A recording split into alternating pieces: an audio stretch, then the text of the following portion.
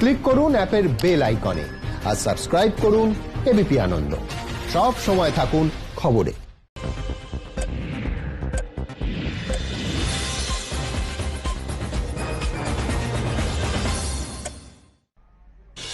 নমস্কার, দেখছেন এবিপি আনন্দ 7টায় বাংলায়। আপনাদের সঙ্গে আমি স্বর্ণালী।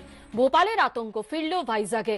মাঝরাতে এলজি পলিমার্সের বন্ধ কারখানায় বিষাক্ত গ্যাস লিক। এখনো পর্যন্ত এক শিশু সহ মৃত 11, অসুস্থ 5টি গ্রামের প্রায় 1,500 মানুষ। 80 জনের অবস্থা আশঙ্কাজনক। 5 কিলোমিটার দূরত্ব পর্যন্ত ছড়িয়ে পড়েছে গ্যাস।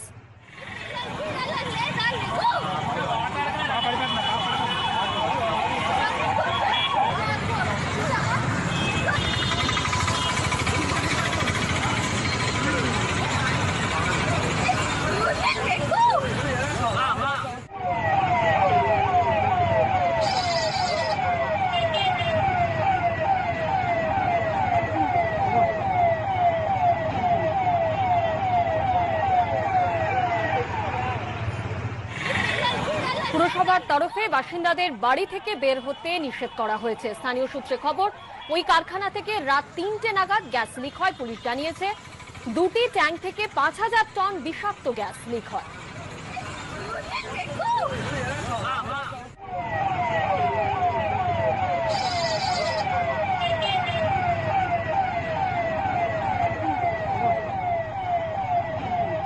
লকডাউনের জেরে মার্চ থেকে ওই ট্যাঙ্কগুলির দেখভাল হয়নি। রাসায়নিক বিক্রিয়ার জেরে ট্যাঙ্কে তাপ উৎপন্ন হয়, তারপরে গ্যাস লিকের ঘটনা ঘটে। পরিস্থিতি পর্যালোচনা করতে আজ জাতীয় বিপর্যয় মোকাবিলা কর্তৃপক্ষের সঙ্গে জরুরি বৈঠক করেন প্রধানমন্ত্রী। উপস্থিত ছিলেন অমিত শাহ, রাজনাথ সিং। এদিকে গ্যাস লিকের ঘটনায় ওই কারখানা কর্তৃপক্ষের বিরুদ্ধে এফআইআর দায়ের হয়েছে। এলজি কেমিক্যালসের তরফে জানানো হয়েছে এখন পরিস্থিতি নিয়ন্ত্রণে। অসুস্থদের চিকিৎসায় সব রকম সাহায্য করা হবে।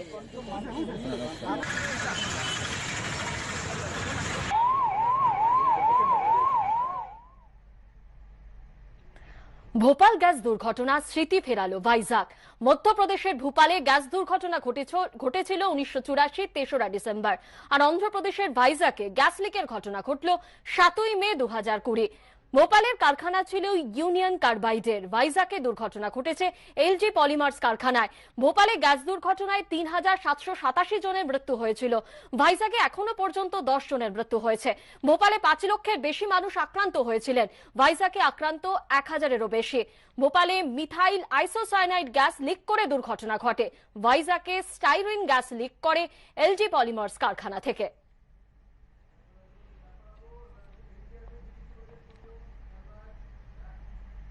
এই ঘটনা প্রসঙ্গে এনডিআরএফ এর ডিজি কি বলেছেন শুনবো। Biological, radiological and nuclear team, specialized team, happens to be in the 5th Battalion Pune of NDRF, CBRN team. So this is a chemical disaster, and that's why the commandant, Mr. Anupam Srivastav, and his team of 4 personnel will be flying in from Pune to assess the situation on ground and to give any assistance that is required. So as of now, things are under control. I would say that the leakage situation is much better now, in the sense that the silo that was leaking is now down to minimal, and there is hardly any leakage there. But as I say that, I also underline that we will be there till that leakage is totally plugged. এই ঘটনা প্রসঙ্গে আমরা কথা বলেছিলাম critical care বিশেষজ্ঞ সৌরভ কোলের সঙ্গে। তিনি কি জানিয়েছেন শুনবো। এই যে গ্যাসটা, এটা অত্যন্ত ক্ষতিকারক। বিশেষ করে প্লাস্টিক কারখানা, রেজিন কারখানা, এখানে এটা তৈরি হওয়ার চান্স থাকে। এবং সেটা যে কোনো কারণেই হোক, হয়তো দীর্ঘদিন লকডাউন ছিল বা তারপরে সেখানে কোনো কারণে সেখান থেকে বেরিয়ে গেছে। এখন সেটা কি মাত্রায় বেরিয়েছে, কতটা মাত্রায় বেরিয়েছে সেটা খুব বলা মুশকিল। তবে বলা হয় যে যদি এটা 100 ppm এর বেশি মাত্রায় বেরোয় তাহলে কিন্তু সেটা খুবই ক্ষতিকারক হতে পারে। এবং সেটা ধরুন এটা চোখ, গলা জ্বালা করতে পারে, মিউকাস মেমব্রেনে যেতে পারে, রেসপিরেটরি সিস্টেমটাকে এফেক্ট করতে পারে, নার্ভাস সিস্টেমটাকে এফেক্ট করতে পারে, এমনকি স্কিনেও এফেক্ট করতে পারে। তা এই ব্যাপারে ধরুন ইমিডিয়েটলি তো অন্যান্য ট্রিটমেন্টের মধ্যে সেগুলো সিমটম ওয়াইজ ট্রিটমেন্ট করতে হবে। পেশেন্টের এমনি যদি একটু কম মাত্রায় হয় তাহলে ওর এমনি হেডেক হতে পারে, ফ্যাটিক হতে পারে, ডিপ্রেশন হতে পারে, নার্ভাস সিস্টেম ইনভলভমেন্ট হতে পারে, হিয়ারিং এফেক্টও হতে পারে। শুধু তাই নয়, এটা শুধু মানে মানুষের ক্ষেত্রে নয়, এমনি অ্যানিমেলের ক্ষেত্রেও এটা একই রকম ভাবে এফেক্ট হতে পারে। জিআই এফেক্টও হতে পারে। তো সেক্ষেত্রে ওকে সিমটম ওয়াইজ ট্রিটমেন্ট করতে হবে এবং প্রাইমারিলি যেটা করা দরকার সেটা হচ্ছে যে অবশ্যই জায়গাটাকে ওখান থেকে লোকজনদের ইভ্যাকুয়েট করতে হবে, সেখানে তো ওরা করছেনই। এবং ধরুন যে একটা যে মাস্ক যেটা পরে থাকেন সবাই, মাস্ক যেগুলো যারা পরে আছেন সেগুলো জলে ভিজিয়ে রাখলেও হয়তো কিছুটা এফেক্ট হতে পারে। আর যাদেরকে ইমিডিয়েটলি ইভ্যাকুয়েট করা যাচ্ছে না তাদের অন্তত বাড়ির কাছাকাছি এলাকা, মানে বাড়ির ওখানকার কাছাকাছি এলাকাগুলোতে দরজা জানলা বন্ধ করে রাখতে হবে এবং একটা ধরুন জলের একটা প্রলেপ দিলেও হয়তো বা কিছুটা এফেক্ট হলেও হতে পারে। বিশাখাপত্তনমে গ্যাস লিকে গভীর দুঃখিত, দুর্ঘটনায় বহু মানুষের প্রাণহানি হয়েছে। আক্রান্তদের পরিবারের প্রতি রইল আমার সমবেদনা। অসুস্থদের দ্রুত সুস্থতা কামনা করছি, সবার নিরাপত্তা প্রার্থনা করছি। গ্যাস লিকের পর টুইট রাষ্ট্রপতির।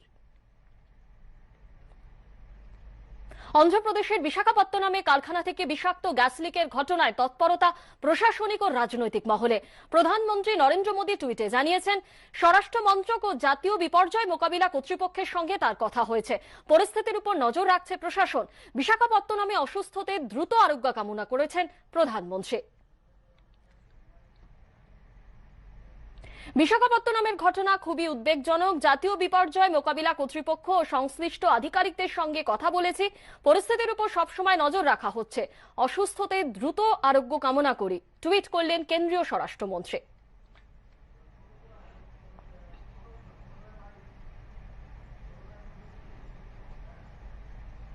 এই ঘটনা প্রসঙ্গে তৃণমূল সাংসদ সৌগত রায় কি বলেছেন শুনব। ভোপাল গ্যাসকাণ্ডের পরে এইটাই একটা বড় ঘটনা এবং আমরা সবার নিরাপত্তার জন্য প্রার্থনা করব। ওদের ডিজাস্টার ম্যানেজমেন্ট অথরিটি ইত্যাদি গিয়েছেন এবং এটা দেখা যাচ্ছে যে এটা কেমিক্যাল প্ল্যান্ট থেকে গ্যাস লিক হয়েছে। তার মানে ভোপালেও যেরকম হয়েছিল কেমিক্যাল প্ল্যান্ট থেকে গ্যাস লিক হয়েছিল সেটা হয়েছে।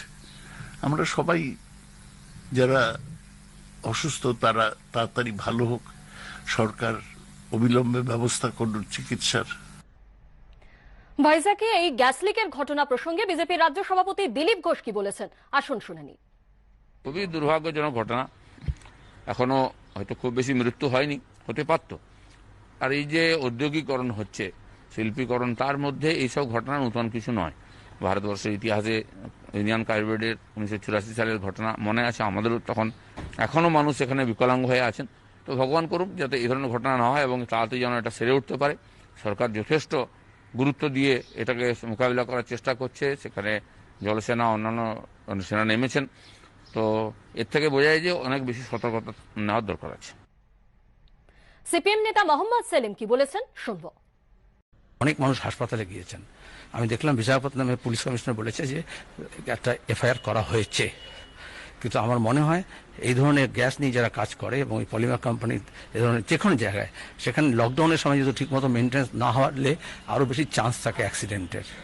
সেজন্য বাকিদেরও নিয়ম মতো পরীক্ষা নিরীক্ষা করা উচিত। আর এখানে দোষীদেরকে শাস্তি দিতে হবে।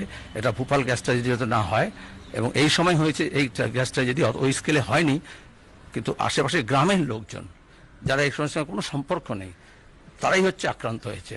সরকার বলছে 2-3টে গ্রাম, কিন্তু 1.5 কিলোমিটার অনেক বেশি এফেক্টেড, 2.5 কিলোমিটার আরও বেশি জোরে, কিন্তু গ্যাস ক্রমাগত ছড়ায়। অবশ্য তার প্রভাবটা কমতে থাকে, কিন্তু বুদ্ধ পূর্ণিমার দিনে এরকম একটা দুঃসংবাদে দেশের লোক জেগেছে। প্রধানমন্ত্রী বৈঠক করছেন, প্রধানমন্ত্রী ভিডিও কনফারেন্সিং করবেন, কিন্তু এনডিআরএফ গেছে, দ্রুত পৌঁছেছে, এটা ভালো, কিন্তু আক্রান্ত প্রত্যেকটা মানুষকে সাহায্য করতে হবে সরকারের তরফ থেকে। ভাইজাকের এই ঘটনায় এখনো পর্যন্ত এক শিশু সহ 11 জনের মৃত্যু হয়েছে এবং অসুস্থ প্রায় 1,500 জন। আমরা কথা বলেছিলাম কংগ্রেস সাংসদ প্রদীপ ভট্টাচার্যের সঙ্গে, তিনি কি বলেছেন আসুন শুনে নিই। নিয়ম হচ্ছে গ্যাসটা যখন লিক করে তার আগে কিন্তু ওই মেশিন সিগন্যাল দেয়। বয়লার ইন্সপেক্টর কি করছিল, ফ্যাক্টরি ইন্সপেক্টর কি করছিল, সেখানকার ইঞ্জিনিয়াররা কি করছিলেন, তার মানে আরেকটা ভয়ঙ্কর অশুভ সংকেত নিয়ে আসছে। এদিকে ভাইজাকের পাশাপাশি ছত্তিশগড়ের রায়গড়ের পেপার মিলে গ্যাস বিপত্তি, ট্যাঙ্ক পরিষ্কারের সময় অসুস্থ পেপার মিলে 7 জন শ্রমিক। ঘটনার কথা পুলিশকে জানায়নি মিল কর্তৃপক্ষ। হাসপাতাল থেকে গ্যাস বিপত্তির কথা জানতে পারে পুলিশ। লকডাউনে বন্ধ ছিল মিল, চলছিল খোলার প্রস্তুতি। অসুস্থ 7 জনের মধ্যে 3 শ্রমিকের অবস্থা আশঙ্কাজনক।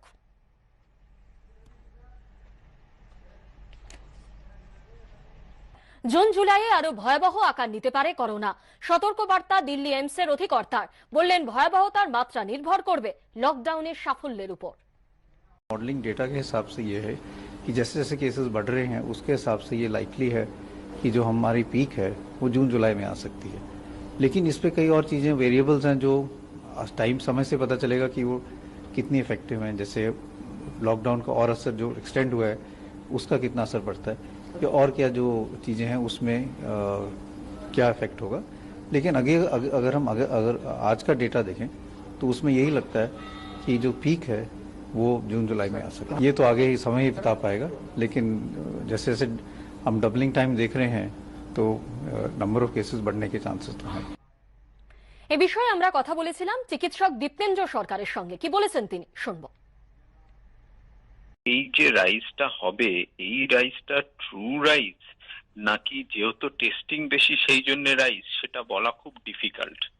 প্রথম কথা হচ্ছে যে ভাইরাসটার গতি প্রকৃতি 3 রকমের হতে পারে। 1 নম্বর হচ্ছে ভাইরাসটা আস্তে আস্তে পোটেন্সি লুজ করলো, লকডাউনটাও সাকসেসফুল হলো, তাহলে আপনি জুনের প্রথম সপ্তাহ বা দ্বিতীয় সপ্তাহের মধ্যে দেখতে পারেন দারুণ ছবি, যেটা আমরা সবাই চাইছি। দ্বিতীয় হতে পারে কি না, লকডাউনটা সাকসেসফুল হলো কিন্তু ভাইরাসটা পোটেন্সি লুজ করলো না, তাহলে একটা সেকেন্ড পিক আসতে পারে, হয়তো উনি সেটার কথা বলছেন।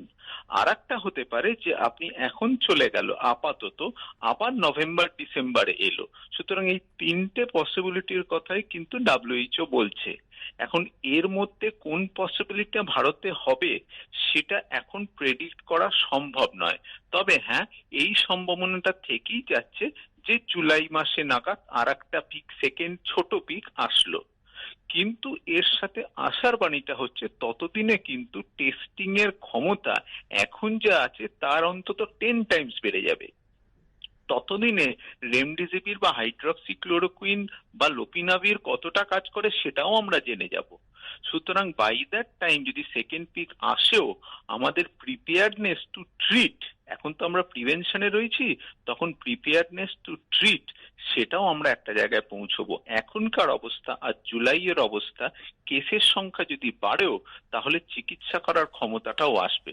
সেই জন্য সেকেন্ড পিক যদি আসেও আমার মনে হয় ততদিনে বিশ্বে তৈরি হয়ে যাবে চিকিৎসার জন্য। নজর রাখবো পরের খবরে। কলকাতা পুর বোর্ডে প্রশাসক নিয়োগের বিজ্ঞপ্তি নিয়ে এবার রাজ্য সরকারকে আক্রমণ রাজ্যপালের। তিনি টুইটে জানিয়েছেন মুখ্য সচিবকে বলা হয়েছে বিজ্ঞপ্তি রাজভবনে পাঠাতে, সেই সঙ্গে যে প্রক্রিয়ার মাধ্যমে ওই সিদ্ধান্ত নেওয়া হয়েছে তা জানাতে। কলকাতা পুর বোর্ডের মেয়াদ শেষ হচ্ছে, তাই প্রশাসক মণ্ডলী নিয়োগের জন্য জারি করা হয়েছে বিজ্ঞপ্তি। ওই প্রশাসক মণ্ডলী পুরো প্রশাসনের কাজ চালাবে। সেই বিজ্ঞপ্তি কেন তার কাছে পাঠানো হয়নি তা নিয়ে প্রশ্ন তুলে টুইট করলেন রাজ্যপাল। তার টুইট, কলকাতা পুরসভা সম্পর্কে 6 মে যে বিজ্ঞপ্তি জারি হয়েছে তা এখনো হাতে আসেনি। বিলম্ব না করে ওই বিজ্ঞপ্তি রাজভবনে পাঠানো উচিত। বিজ্ঞপ্তি যদিও সংবাদ মাধ্যমে ঘুরে বেড়াচ্ছে বলে কটাক্ষ করেছেন রাজ্যপাল। রাজ্যপাল জানিয়েছেন ওই বিষয়ে তার কোনো পরামর্শ নেওয়া হয়নি বা তথ্য দেওয়া হয়নি।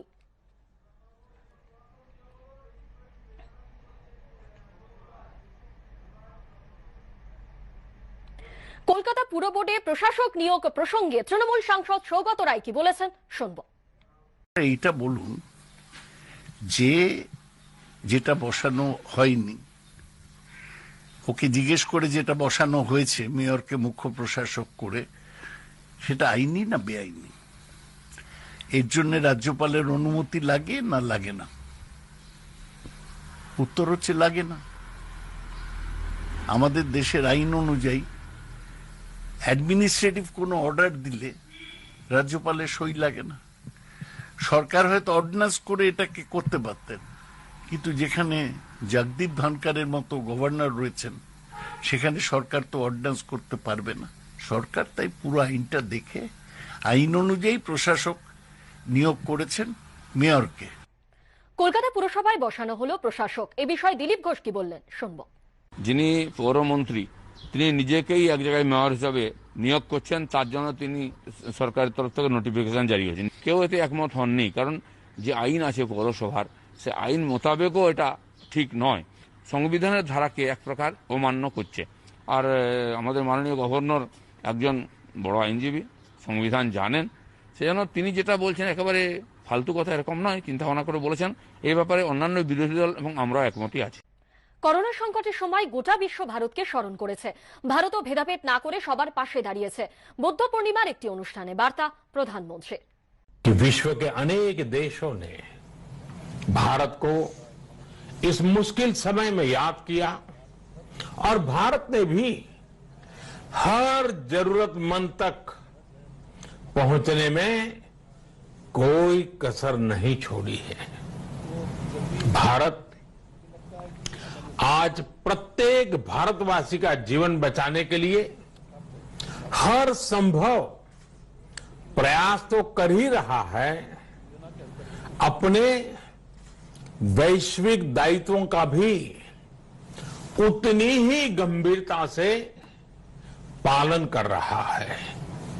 बुद्ध भारत के बोध और भारत के आत्मबोध दोनों का प्रतीक है। इसी आत्मबोध के साथ भारत निरंतर पूरी मानवता के लिए पूरे विश्व के हित में काम कर रहा है और करता रहेगा। भारत की प्रगति हमेशा विश्व की प्रगति में सहायक होगी।